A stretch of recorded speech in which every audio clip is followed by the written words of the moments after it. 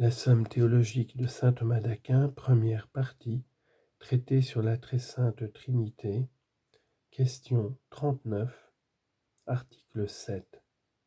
Les noms essentiels peuvent-ils s'approprier aux personnes ?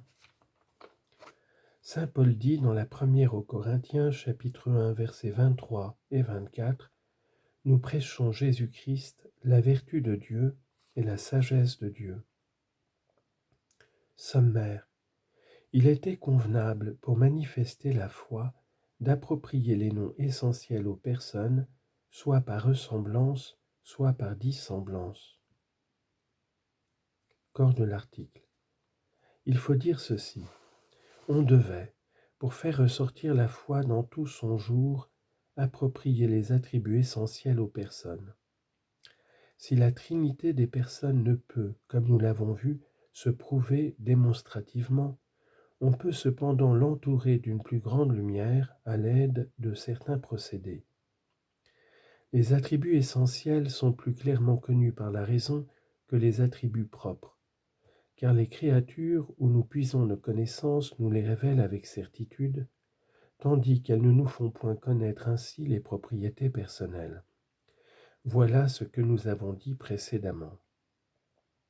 Comme donc, nous nous servons de la ressemblance que les créatures nous offrent de la Trinité, ressemblance soit de vestiges, soit d'images, pour rendre les personnes divines plus accessibles à l'esprit, en quelque sorte plus manifestes.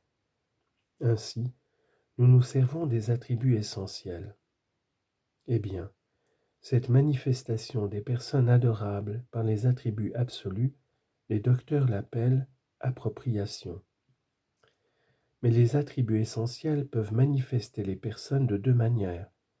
D'abord par voie de ressemblance, et c'est ainsi qu'on approprie les choses de l'intelligence au Fils, parce qu'il procède intellectuellement comme Verbe. Ensuite, par voie de dissemblance, et c'est ainsi qu'on approprie la puissance au Père, faisant comprendre qu'il n'est pas comme les pères terrestres, à qui l'âge a coutume de donner la faiblesse en partage. Première objection. Il faut éviter ce qui peut occasionner l'erreur dans la foi, car saint Jérôme dit « l'hérésie naît d'expressions mal employées ». Or, quand on approprie à une personne les choses communes à toutes, on peut occasionner l'erreur dans la foi. On peut faire croire que ces choses conviennent seulement ou plus particulièrement à la personne dont on les affirme. Donc, on ne doit point approprier aux personnes les attributs essentiels. Réponse.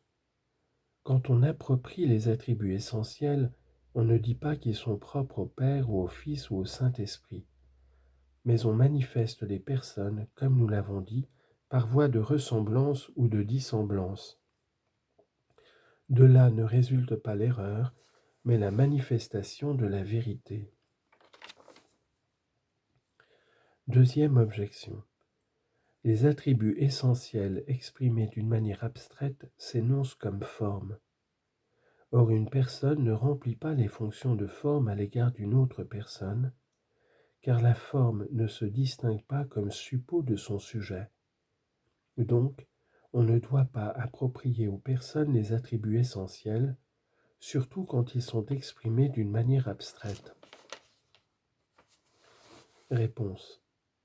Si, dans l'appropriation, on représentait les attributs essentiels comme étant propres aux personnes, une personne remplirait les fonctions de forme à l'égard d'une autre. Mais on ne procède pas de cette manière.